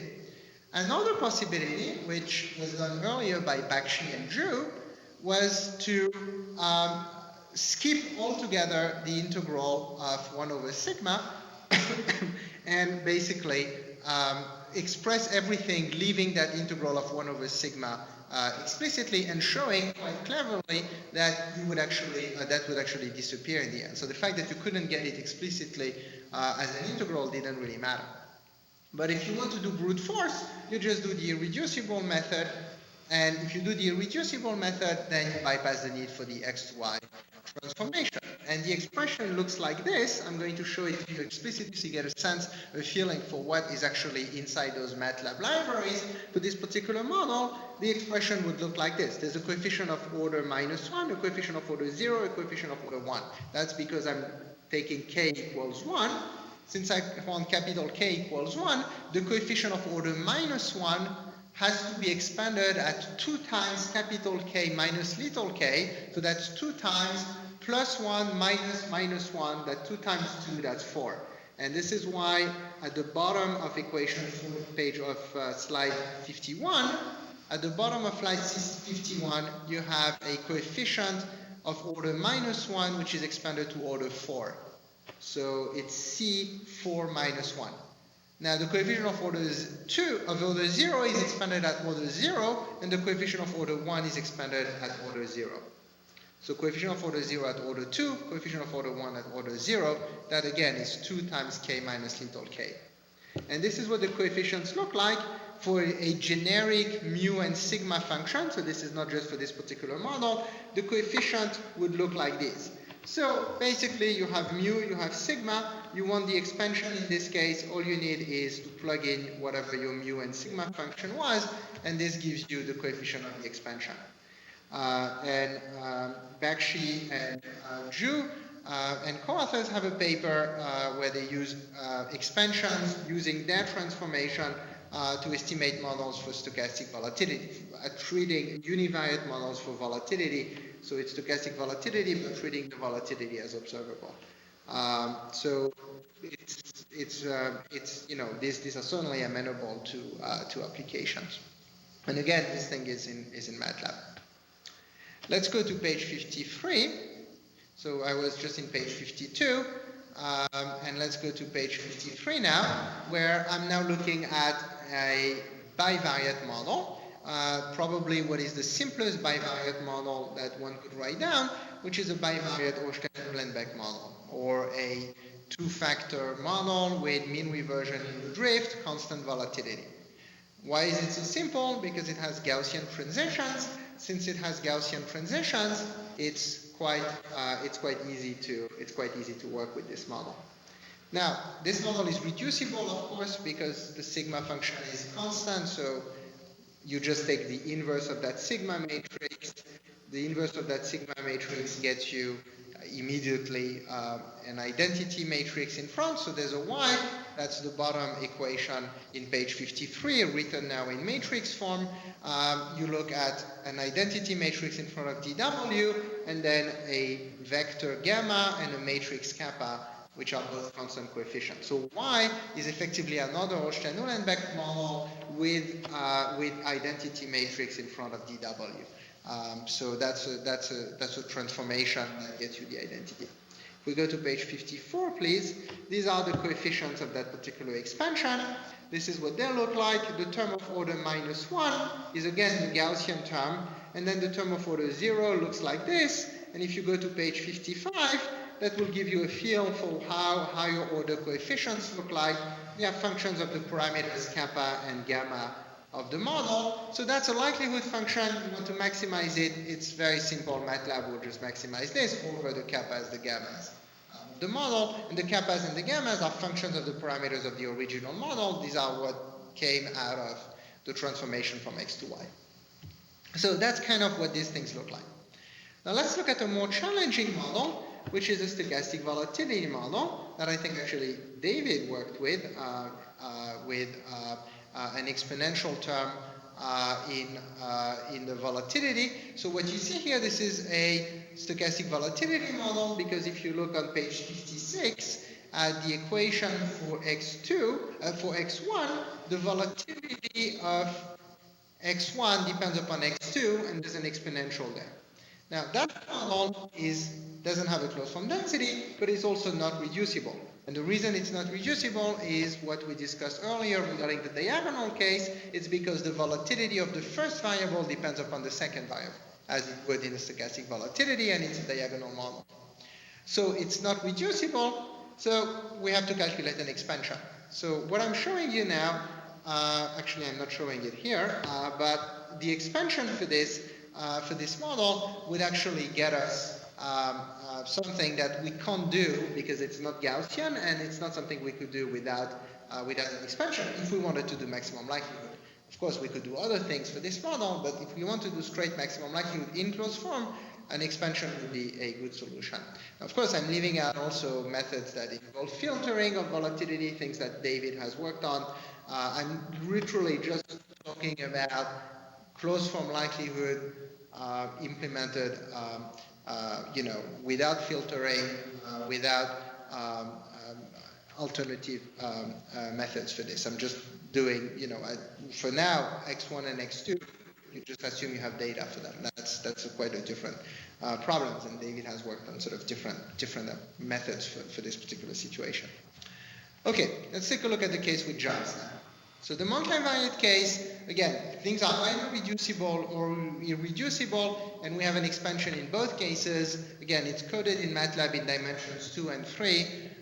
Going to dimension 4 might be, again, challenging, but it's been done in a couple of cases, which I will mention later on. Okay, let's go to page 57, and let's look at expansions for models with jumps. Now, that's an important, of course, case in practice, because there's plenty of evidence for jumps in financial data, and many models that people use these days do include jumps. I'm going to talk only about the case for finite activity jumps, meaning that in a finite amount of time, the process can only generate a finite number of jumps. So the jump process is basically parameterized by its intensity. That's the function lambda. That's the function that controls how many jumps you would expect to see per unit of time. And then once you get a jump, the jump is drawn from a particular jump measure, which I will call nu, and is also parameterized. Now, by Bayes' rules, the density function depends upon the number of jumps. So you can condition on how many jumps you have and then multiplied by the probability of getting that exact number of jumps, and then sum over the total. That is, of course, a formula that would be very explicit if you're looking at Merton's model, where you have an arithmetic Brownian motion plus a compound Poisson process with Gaussian jumps. If you look at that Merton model, then the convolution is going to be explicit, so both terms, the density condition on how many jumps you have is going to be an explicit formula. But what we have here is, since we want an expansion in delta, one can remember the order of the terms of how many jumps we're getting. And most of the probability is on getting no jumps.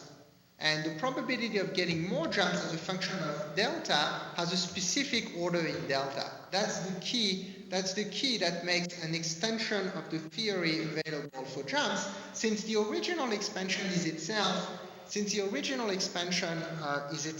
a Taylor series in delta. It's actually possible to do an expansion in the case of jumps because we can gather terms of similar powers in delta. And so Jiali Liu has shown in his work that it is actually possible to extend the theory to cover the case where we have jumps. And he's shown that, and the formula one obtains in this particular case looks like this. The formula looks like, if you go now to page 59, please, the formula looks like, page 58, the formula looks like it begins like the density for the case without jumps, and then it adds, so that's the first two lines in the formula that you see on page 58, and then you add an additional term which basically captures the role of jumps. And that term, it's interesting to notice that it is a straight term in powers of delta without an exponential. So you directly get the density without the exponential, and that is quite natural in that the contribution from the jumps do not have the Gaussian-like terms or deformed Gaussian terms that come from the diffusive case, because once you have jumps, you don't get that. So, coefficients are unknown, ck and dk. The dk are the new coefficients that reflect the presence of the jumps, and they will capture the different behavior of the tails in this particular case. If we go to page 59 now, the principle of the calculation is also recursive, just like in the diffusive case. And Jiali Liu has given explicit formulas for doing this. It's interesting to note that you do not have any form of separation. So you do not have a situation where the ck coefficients depend only upon mu and sigma, and the dk coefficients depend only upon the characteristic of the jump terms. Things are actually mixed together in this situation once you get beyond order 1. The leading terms of order -1 and 0 are separate, but so meaning that the C coefficients depend only upon the diffusive part, the others depend only upon the D part, but the other coefficients mix both the diffusive component and the jump component. So if we go to page 60, this is, for example, what the formula looks like at order k equals 1, and not surprisingly, it's a formula that is also quite easy to implement in Mathematica, because all you have to do to implement that formula is basically plug in the integral. So it's doable. It's doable in Mathematica, just like the other one was. So it's quite nice that this is available. It's quite nice that this is sort of available for jump processes, again because of the importance of jump processes in applications. If we go to page 59, the tails are not exponential in Y. Again, there are no exponential tails in this case. hence the absence of a factor exponential of c minus 1 over delta in front of the summation of the decay coefficient. So if you wonder why this is the case, it's because the tails are no longer driven by a deformed Gaussian tail. But again, that is a key. That is a key insight. Page 60 gives you the formula mixing both of these things, the diffusive and the jump coefficients, but the leading term of the jump part of the expansion looks like what you would guess from a Poisson distribution. So the first coefficient is simply lambda times the jump measure. It's a natural thing to guess from a Poisson term. And the higher order coefficients are obtained recursively from the preceding ones. We go now to page 62, please. I'm going to mention that there is a natural connection to saddle point approximations from this, in that it's possible if you do a saddle point density approximation, it's actually possible to do it using more or less the same technology by replacing the characteristic function by an expansion in delta. So saddle point approximations are approximations for densities that are based on the characteristic function. Now the characteristic function is a moment. So the characteristic function is the moment of exponential of ixu, where u is just the variable of the characteristic function. So since it's a moment, you can use the generator to Taylor expand it just like I did when I calculated the coefficients eta j, or now cj, as Taylor series expansion in delta. So one can do exactly the same thing for the saddle point. That's all I will say about saddle point approximation. So if we go to page 63, let's think about what happens when the state is partially observed, not using filtering. So not attempting to create a time series for the observed state variable, but doing an alternative to the work that David has done that looks instead at replacing the unobservable variable by some other variable. Not another variable whose path is computed from the path of the first variable. So in many cases, of course, in applications, one has a state vector which is only partially observed. So your state vector may be xt, and you may have s and v. So I'm sort of using notation here meant to suggest a stock and its volatility. So you observe the stock, you observe the part s of the state vector, you don't observe the part v. Two typical examples, again on page 63, stochastic volatility models, but term structure models are actually quite challenging in that regard, because if you implement them in certain ways, the entire state vector is unobservable.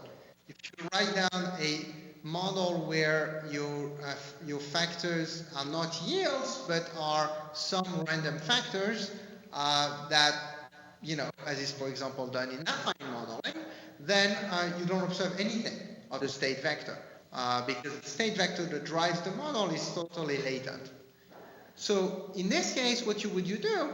Well, in this case, you have observations on yields of bonds of different maturities, and the relatively naive approach that one can do is to write down in closed form the expansion for the log likelihood of the state vector that includes everything, includes the unobservable components, then enlarge the observation state by adding variables that are both observed and functions of x.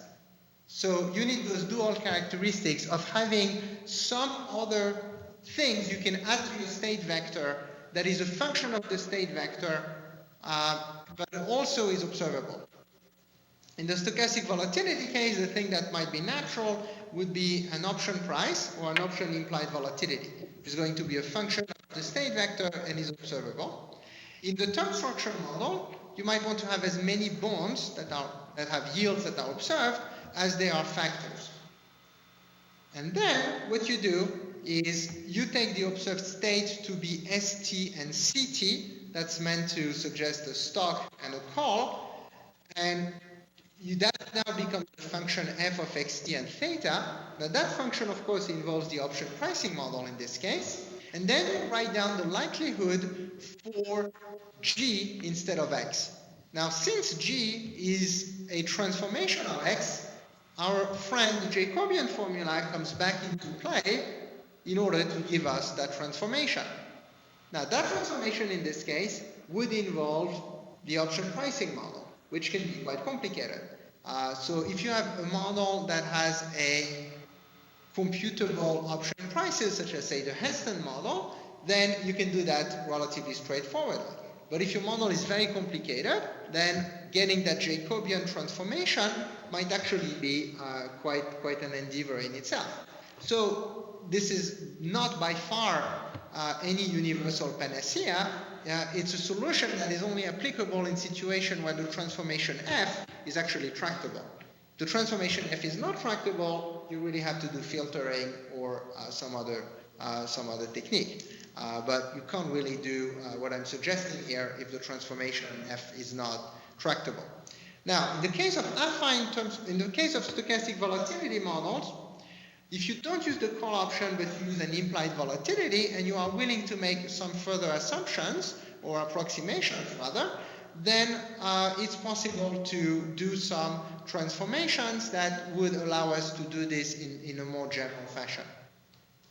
So if your volatility, for example, is instantaneously uncorrelated with the stock price, and I'm now on page 66, if the volatility is uncorrelated with the stock price, then we can calculate option prices by taking expected values of the Black-Scholes option price over the probability distribution of the total volatility. That was shown in particular by Hall and White in a 1987 paper. If not, then the price of the option is a weighted average of Black-Scholes prices evaluated at different stock prices and volatilities, and then it only depends upon the distribution of the stochastic volatility process that you have used. Term structure models on page 67 are a different sort of animal or a different sort of class of application altogether. In that, if you look at affine models are going to make the short-term interest rate, which is the equation in the middle of page 67, an affine function of the state variables. It will also make the yields affine function of the state variables. Now, why is that useful? That's useful because that means that the function f of xt is very simple. It's an affine function. So that's a situation where we have explicitly the transformation from the unobservable factors to the observable state variables, which are the yields in the affine case. So in the affine case, we can very simply do maximum likelihood using that method of just replacing the unobservable state variables by observable variables that are direct functions of the unobservable state variables. So that's what affine models would be like, page 68. And again, because in affine models, as has been shown in the work of Diane Singleton, who have characterized all of them up to arbitrary dimensions, it's actually possible to do that transformation, and that's been done in work with Bob Kimmel, where we went all the way to dimension 3. So that gives us 9 canonical models, and models of this type, including dimension 4 actually, so that have been calculated separately, have been used by Thompson and work by Egorov and Haitao Lee, who have used sort of models in dimension 4. But basically, dimension 3, the expansions are already quite long, but it's possible to do them in dimension 4, as well. So in this particular case, it's one can do this. I mean, there are lots of course, other situations where one could use something like this. For example, in term structure modeling with macro factors, you might have factors that are directly observable. You may have inflation, you may have, that's a different tradition of term structure models that come more from macro than from sort of, the standard asset pricing tradition. But in that case, of course, one can directly, things become observable. And if things are observable, then one can go back on our feet, and we're back on our feet, and we can directly get the likelihood and do maximum likelihood in that context. So so all this to say that, that there are potential applications of this. Now the theory that I've outlined is kind of messy in a way, but from the perspective of an application, it's a MATLAB file in a MATLAB library. So one has a model, for example, the CEV model. One wants to estimate the CEV model, just call the right MATLAB function, maximize the likelihood, you're done. From the perspective of an application, it's not any different than maximizing a Gaussian likelihood. Well, it's a slight exaggeration to say so, because the likelihood function is more complicated, but fundamentally, your computer doesn't really care. So if the model exists, is in the library, one doesn't really need to know about why the expansion is at this order or at that order, whether it's a reducible expansion or an irreducible expansion. From the perspective of an application, it's a straightforward MATLAB file that one feeds into a maximization routine, and one is done, and that's that. I want to talk now about two further applications that are not maximum likelihood. So if we may go to page 69, please. The two further applications are one, specification testing, and two, derivative pricing. And then I will conclude. In specification testing, what one asks is, I have data, I have a model. Is this a reasonable model for my data? In other words, given my data, currency prices, interest rates, inflation, is it reasonable to use the CEV model, for example? Or should one use a more complicated model with a nonlinear drift? Should you use a model that has multiple modes? What is the right model? And one way to approach that question is to go to densities. And if you go to densities and compare the densities that are implied, if we go now to page 70, if we go to densities that are implied by the model and compare them to densities that you get from the data, for example, non-parametrically, because non-parametric, let's say, you remember before the break, I showed you that double well model that had a density that looked like this, right? That was bimodal. Stationary density that was like this, and a transition density that was very skewed and so on. So if you look at your data and your data look like they have those really far from departure from normality, then the idea would be that you want a model that can produce a density that looks like the density that is implied by the data. That's the idea behind specification testing. And then one needs to choose a distance measure to see whether those densities are close enough, and that's how specification tests come about. So there have been lots of different ideas about this. I'm on page 70. There's been work by Chen and Gao, Thompson, Hong and Lee, who have looked at different ways of calculating, proposing, constructing test statistics.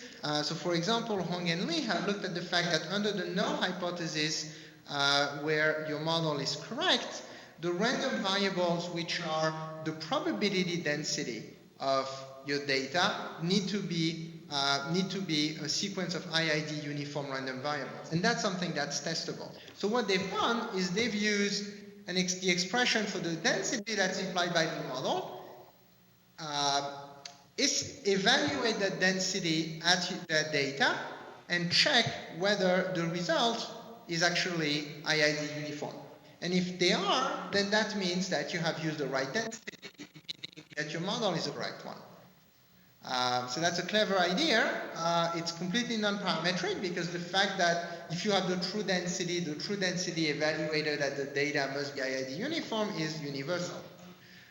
There's also been work by Chen and co-authors, as well as Corradi and Swanson, that looks at this. An alternative that I've worked on recently, I'm on at the bottom of page 71 or page 72, looks more naively directly at whether the non-parametric density looks like the parametric density. Your model implies a parametric density. You have a non-parametric density. for the model, you compare the two. And we used an empirical likelihood, which we actually borrowed from Chen and his co-authors. And we have basically, we look at the likelihood ratio under the null and alternative, and we look at whether those two densities are close together.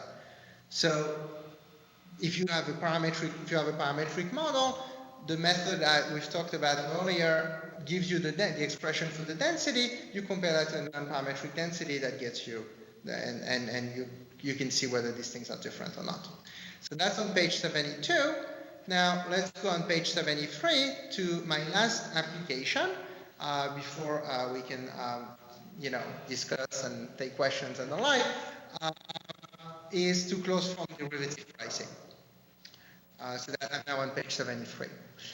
As long as delta is not too large, the expressions, the convergence has an upper bound on delta, which depends upon the model, the parameters, etc.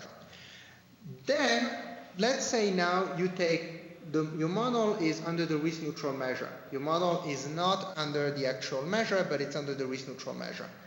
So now what you have is you have the transition, then you're interested in the transition density that corresponds to the risk neutral dynamics that you've written down. So you've specified your model using risk neutral dynamics. Perhaps you started with physical dynamics and you decided on a particular market price of risk, and that's how you got your risk neutral dynamics. Or you started directly with risk neutral dynamics and you don't care about the physical dynamics because you're not going to calibrate your model to actual data.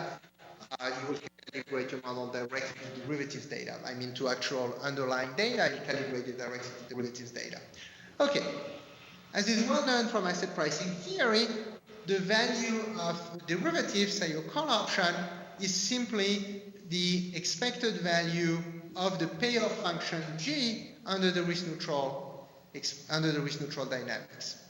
In other words, if you have a way of getting the risk neutral density, then you have a way of getting derivative prices up to an integral. Right? So that's all that this says. And if we go to page 74, that idea was implemented by Jarrow and Rudd, now a long time ago, almost 20 years ago, in fact 30 years ago almost, by doing with the following idea. What they did was they basically said, look, we want to extend the Black-Scholes model. So what we're going to do is we're going to, instead of using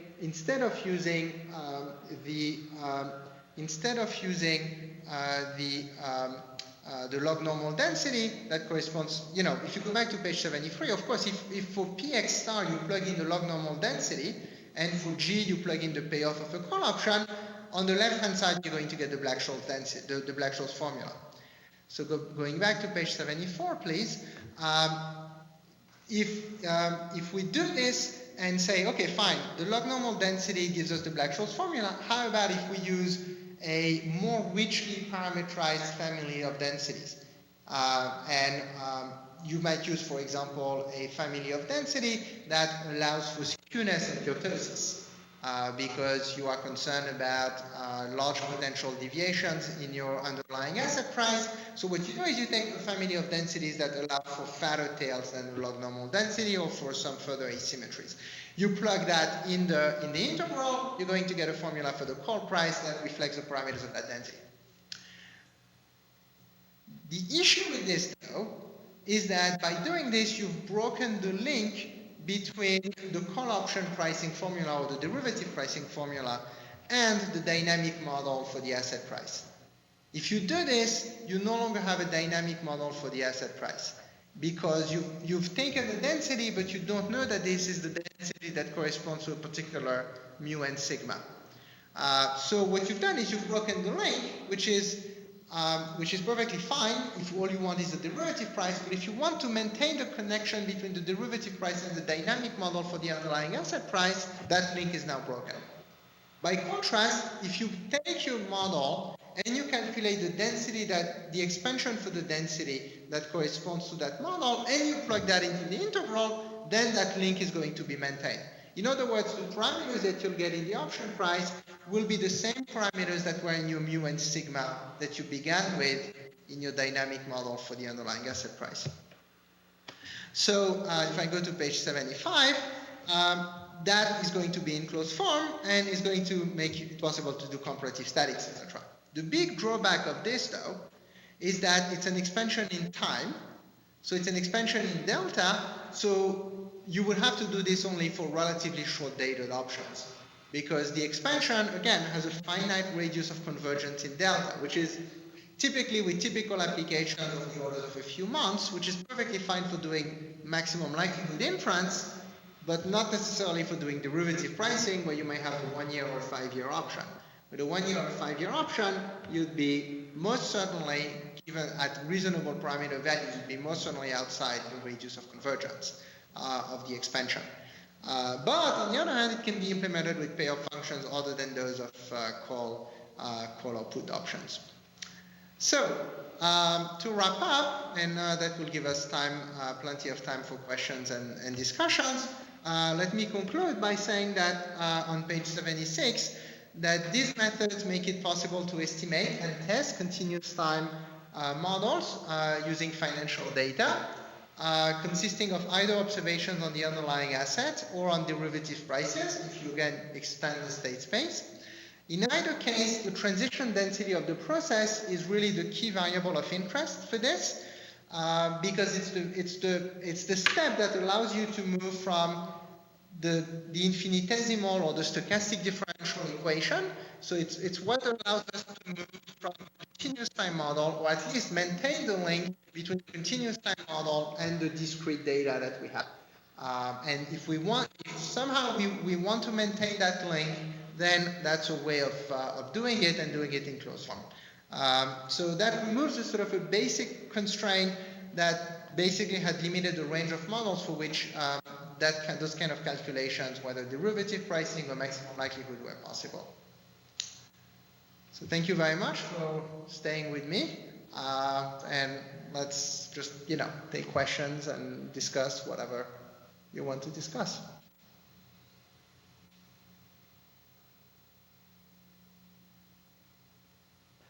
A question of clarification. With the reducible models, when you were talking about the inverse variance covariance matrix, is that an element by element inversion or just inversion of the entire matrix? No, it's, I'm sorry, yeah, my notation is misleading in that what I call sigma ij minus 1 is the ijth term of the matrix inverse. Okay, thank you.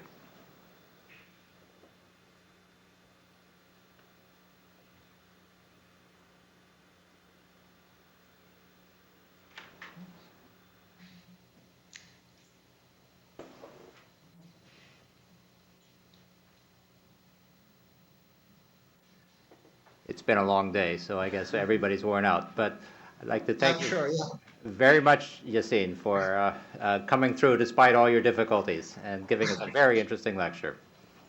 Okay, thank you very much, David. Enjoyed. All right, thanks a lot for being there, and enjoy the rest of the lectures tomorrow. Thank you, Yacine. All right, bye.